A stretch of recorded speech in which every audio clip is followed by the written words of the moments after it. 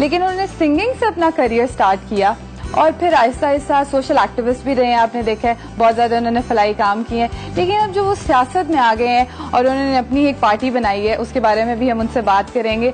तो आप लोगों को ज्यादा इंतजार नहीं कराते और वेलकम करते हैं जवाद अहमद को। अस्सलाम वालेकुम सर। वालेकुम अस्सलाम। कैसे हैं आप? मैं खैरियत से हूँ। सर, आपकी जो पार्टी है बहुत से लोग को पता ही है, बराबरी पार्टी, उस हवाले से भी अभी हम बहुत बात करेंगे और मैं चाहूंगी कि जिनको नहीं भी पता उनको भी पता चले। आपको पता है हमारी पार्टी क्या कहती है? हम कहते हैं पाकिस्तान में मिडिल क्लास, मेहनत कशों, नौजवानों, मजलूम और महरूम लोगों की पार्टी। हमने अमीरों को निकाल दिया पार्टी से। अच्छा। इसलिए नहीं कि अमीर लोग बुरे होते हैं, अच्छे भी होते हैं, लेकिन उनकी अपनी पार्टीज है ना। अच्छा, मैं ये पूछने वाली थी, ये उनकी पार्टी नहीं है। बराबरी पार्टी है, ये किसी पार्टी की बराबरी करने वाली है या इक्वालिटी वाली बात कर रही है?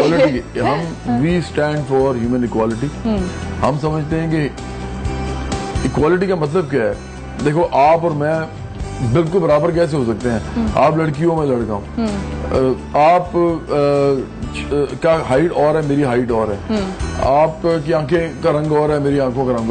दो इंसान बराबर नहीं हो सकते कभी भी। एग्जैक्टली। लेकिन बराबरी की बुनियाद पे उनकी जरूरतें जरूर पूरी की जा सकती हैं। ट्रीट इक्वालिटी पे कर सकते हैं। जरूरतें, खाना, कपड़ा, घर, तहफ्फुज, तालीम, सेहत, रोजगार, बिजली, पानी, ट्रांसपोर्ट, इंसाफ, ये सब चीजें रियासत का देना फर्ज है लोगों को। एक इंसान पैदा हुआ है यहाँ पे, उसको ये सब चीजें मिलनी चाहिए। क्या वो काम नहीं करता? हाँ, अगर वो काम ना करे तो आपसे कहें जी, सियासत उनसे कहे जी काम करें आप 8 घंटे 10 घंटे और हम आपको सब कुछ देंगे। ये होती है एक्चुअली रियासत की सबसे बड़ी जिम्मेदारी। रियासत बनाई इसीलिए गई थी।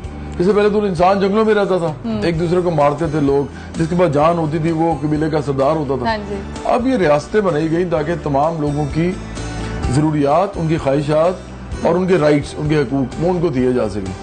तो जिस रियासत को बनाने के बाद भी लोगों को कुछ नहीं मिल रहा, तो रियासत की जरूरत क्या बनाने की? जंगल बना दे दोबारा।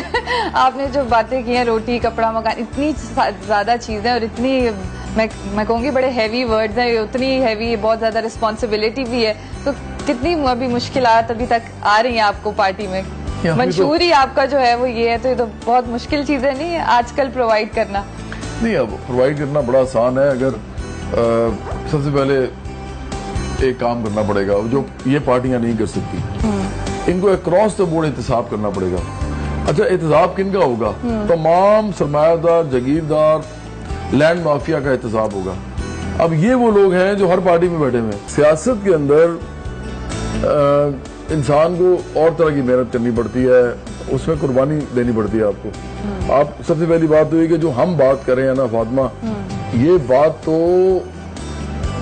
इस मुल्क को जो चलाते हैं ना सारे, ये उनको बहुत बुरी लगती है। मुझे शहजाद ने 2 दफा कहा, इमरान खान साहब के साथ उसकी बात हुई तो उसने कहा कि वो आप ज्वाइन करें पीटीआई। और सेकंड टाइम जब उसने कहा तो उसने कहा कि मेरी बात हुई थी और मैंने उनसे कहा कि वो बड़े पोलिटिकली इंक्लाइंड है सारा। तो खान साहब ने कहा कि उनको कहें फौरन पार्टी ज्वाइन करें, तो मैं खुद फोन करूंगा। फिर मैं एहसन इकबाल साहब मेरे सीनियर है यूनिवर्सिटी के अंदर, वो काफी सीनियर है वैसे तो, वो इंजीनियर दोस्त के हैसियत से वो आए, मेरे तो बड़े हैं। वो हमारे घर आए, मेरे वालिद साहब के साथ बैठे मेरे साथ, उन्होंने पार्टी ज्वाइन करने के लिए कहा, मुस्लिम नून। फिर नजर गोंदल साहब के एक भाई हैं जुल्फकार गोंदल साहब, जो कि MP रहे हैं पीपल्स पार्टी के, उन्होंने मुझे टिकट के लिए कहा। पीपल्स पार्टी के टिकट के लिए मैं बताना इसलिए चाहता हूँ सारा कुछ, क्योंकि जब आप नजरियाती आदमी होते हैं ना, जब आप लेफ्ट की पॉलिटिक्स करना चाहते हैं, बाएं बाजू की, मतलब मेहनत कशों, मजदूरों, किसानों की, मिडिल क्लास की, तो फिर आपको पता होता है कि ये पार्टीज किन की पार्टीज हैं। ये सब पार्टीज रूलिंग क्लास की पार्टीज हैं। इनको चलाते हैं अमीर लोग, अपने पैसों से चलाते हैं। और जो भी इधर टिकट लेता है, पहले तो उसको टिकट लेने के लिए पार्टी को पैसे देने पड़ते हैं लाखों में। ये इंसानों की आपस में लड़ाई होती है, ये पार्टीज की नहीं होती, नजरी की भी नहीं होती। पार्टीज जिन मुल्कों में खुद इलेक्शन लड़वाती है ना, वो असल इलेक्शन होते हैं। उन्हें पार्टी फंड करती है किसी भी आम आदमी को। इनमें से कोई जो हमारे साथ क्रू बैठा हुआ है, आपका जितना भी, कोई कहता है कि जी मैं इलेक्शन लड़ना चाहता हूँ, तो पार्टी को जरूर ये देखना चाहिए इसको आता कितना है, पता कितना है, नॉलेज कितनी है, एनर्जी कितनी है, एबिलिटी कितनी है, जज्बा कितना है, तो फिर पार्टीज को टिकट दे दे। ये क्या बात हुई? वो सबसे पहले ये पूछती है आपके पैसे कितने हैं। इस तरह नहीं होती पॉलिटिक्स। पॉलिटिक्स हमेशा इश्यूज के ऊपर होती है, और इश्यूज सबसे ज्यादा बेहतर समझती है मिडिल क्लास और गरीब आदमी। तो उनका तो पॉलिटिक्स में दाखिला बंद है, तो वो अपने लिए कैसे कानून साजी करेंगे? इनके लिए कभी अमीर आदमी, चाहे वो पीडीआई से हो, चाहे वो पश्चिमी नून से हो, चाहे वो पीपल्स पार्टी से हो, इनके लिए कभी कानून साजी नहीं करेगा वो जाके। मैं आपको छोटी सी मिसाल देता हूँ, फातिमा आपको एक सेकंड में समझ आ जाए कि आप इंटेलिजेंट हैं। अच्छा, आप मुझे बताएं कि मिडिल क्लास के जो लोग होते हैं, उनके घरों में मुलाजिम होते हैं, मिल ही जाते हैं, गांव में बेचारे इतने गरीब लोग हैं तो नौकरी करने आते हैं। कभी आपके घर में लॉटरी लग जाए किसी की, या आपका बिजनेस एकदम फ्लरिश कर जाए, और या आप किसी गवर्नमेंट के अंदर आपका कोई वाकिफ हो और वो आपका कोई टेंडर पास करवा दे, तो क्या जो पैसा बहुत ज्यादा एकदम आता है घर में, उसमें मुलाजिम का कोई हिस्सा होता है? नहीं ना देते उसको उतनी तनख्वाह मिलती है। बिल्कुल इसी तरह पार्लियामेंट में जाके मेरा ख्याल है उससे कम हो जाएगी, क्योंकि आप जितने अमीर होते जाते हैं उतने कंजूस होते जाते हैं। बिल्कुल, तो इसी तरह तो पार्लियामेंट में जाके आप उनसे क्यों एक्सपेक्ट करते हैं कि वो आपके लिए कानून बनाएंगे? Why would they do it? हम उनके तबका नहीं है, उनको हमारे तबके से फर्क भी नहीं पड़ता। हमसे तो वो नौकरियां करवाते हैं, हमसे तो वो काम करवाते हैं, और हमें कम से कम पैसों में काम करवाने का उनका दिल करता है। जागीरदार हैं, सरमायादार हैं, लैंड माफिया है, ये सारा हर पार्टी में मौजूद है। वो क्यों हमारे लिए कानून साजी करेंगे? वो तो चाहेंगे कम से कम पैसे मिले इनको।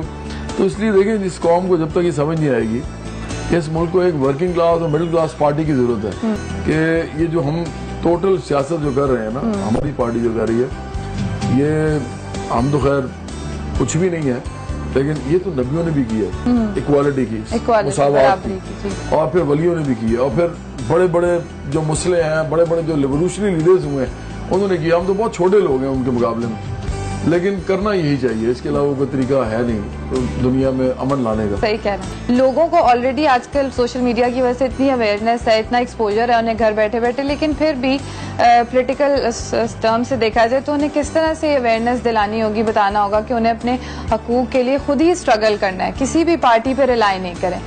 वो बेशक जितनी भी अच्छी हो, हमें खुद कैसे स्ट्रगल करना है, ये आपकी पार्टी कैसे कन्वे करेगी इस चीज को कि हमने खुद कैसे स्ट्रगल करना है? एक तो हम सोशल मीडिया पे भी और मीडिया पे भी बार बार ये बात करेंगे कि मिडिल क्लास, वर्किंग क्लास को पॉलिटिक्स में आना चाहिए, इलेक्शन लड़नी चाहिए, मिलकर ऑर्गेनाइजेशन नहीं सिर्फ बनानी चाहिए, तंजीमें नहीं, तंजीम साजी नहीं करनी चाहिए पार्टी की, बल्कि इलेक्शन में भी जाना चाहिए। उसके लिए हम उनको बताएंगे कि हम इलेक्शन कैसे लड़ सकते हैं, हम मैनुअल उनको देंगे पूरा। अच्छा, हाँ, फिर उनके ऊपर होगा कि वो इतना हिम्मत रखते हैं तो लड़े इलेक्शन।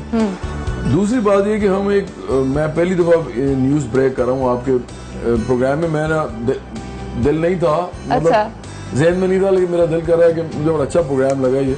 मैं बताता हूँ लोगों को कि एक वीडियो हम बना रहे हैं, जो वीडियो बड़ा आई ओपनर होगा ये, और ये बताएगा लोगों को कि इस मुल्क में हो क्या रहा है। तो वो वीडियो जो है हमारे लिए एक लॉन्चिंग पैड है हमारी आइडियोलॉजी के लिए, लोगों तक जाने के लिए। तो इसका इंतजार करेंगे, अभी कुछ अरसे में आने वाला है, तो लोगों को पता खुद ही चल जाएगा पता कि मिडिल क्लास और वर्किंग क्लास जब तक नहीं आएगी पॉलिटिक्स में, ये मुल्क ऐसी रहेगा, उनके लिए कुछ नहीं होगा। मेरा ख्याल है सबसे बेस्ट आपने पॉइंट जो है वो बताया है, क्योंकि जितनी भी पार्टीज अगर वो बात करती हैं कि हम लोग यूथ की अवेयरनेस के बारे में बात करें, और पार्टीज में कुछ अब देखा जाता है कि यूथ आ भी रही है, उनकी इन्वॉल्वमेंट भी है, लेकिन हमें खुद कैसे अवेयरनेस आएगी कि हमने पार्टीज के अंदर आके भी अपनी स्ट्रगल जो है अपने हकूक के लिए खुद लड़ना है, चाहे वो विद इन पार्टी हो या हम लोग पार्टी से बाहर रह के करें। बिल्कुल ऐसा है, ये असल में पार्टीज के अंदर जो लोग आते हैं उनको दो किस्म की स्ट्रगल करनी पड़ती है, एक इलेक्टोरल पॉलिटिक्स के अंदर जाने की, और एक पार्टी के अपने अंदर बहुत ही ट्रांसपेरेंट किस्म का, बड़ा फेयर किस्म का एक माहौल बनाना पड़ता है, जिसके अंदर लोग